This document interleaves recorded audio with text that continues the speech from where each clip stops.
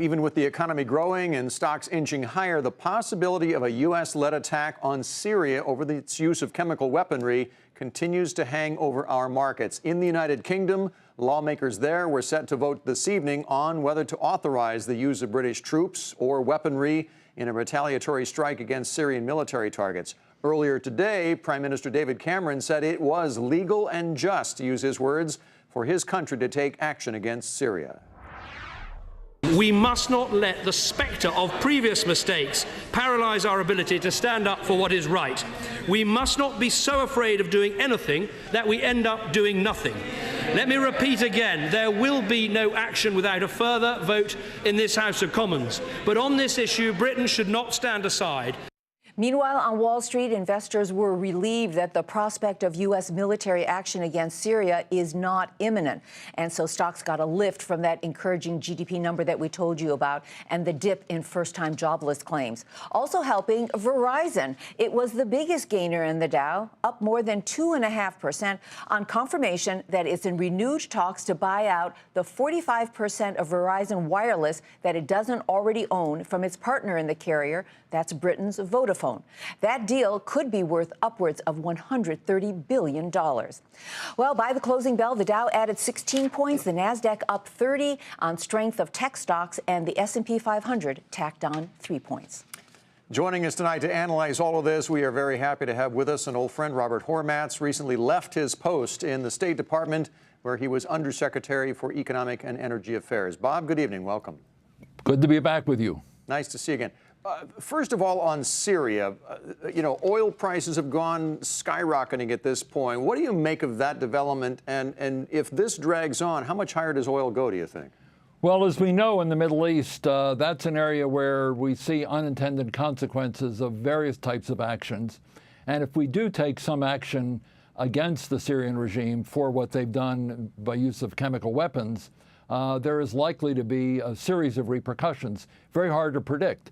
To a degree, it'll depend on the duration of American involvement and the extent of American involvement. If it's very quick and markets perceive that it's a one-time thing, I suspect we will see fewer repercussions. If it looks like a sustained effort, then there'll be more. But it's very hard to predict the Middle East, and to make predictions about what Hezbollah will do and what other countries in the region will do at this point is extremely difficult. And therefore, there's uncertainty in the markets and certainly in the minds of many legislators in the U.S. and, as we see, in the U.K. Bob, how do all of these developments in the Middle East impact Fed policy? Today, with that strong economic report on the GDP, a lot of people feel like this is the green light that the Federal Reserve needs to begin its tapering process of the stimulus plans in the economy. Does Syria change all of that?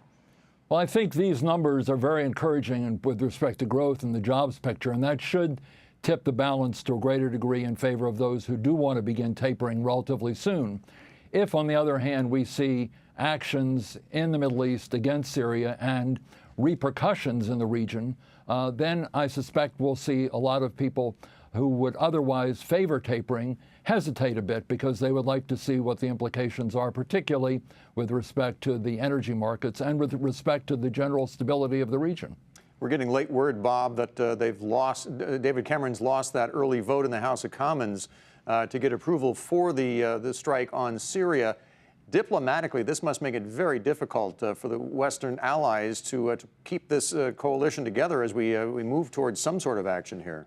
It certainly does, because one of the arguments that the president makes correctly is that what the Assad regime did in Syria was to violate international norms. And therefore, if the United States goes in alone and doesn't have its major ally that it normally relies on in these areas, which is the UK, it makes it somewhat harder to justify, because if it's violating international norms, you want your allies to be there supporting those international norms as well, not to have it simply a unilateral action. So it complicates his position substantially, and it will make it more difficult for the other Europeans to do something as well. There's going to be a lot of discussion and debate about this new development tomorrow on Wall Street, trying to assess then what's the timeline of what the U.S. does or doesn't do. What are your thoughts on this? Well, I think the Congress wants to be consulted, and of course we've got to bring our allies around. It's very difficult, as I say, to do these things unilaterally.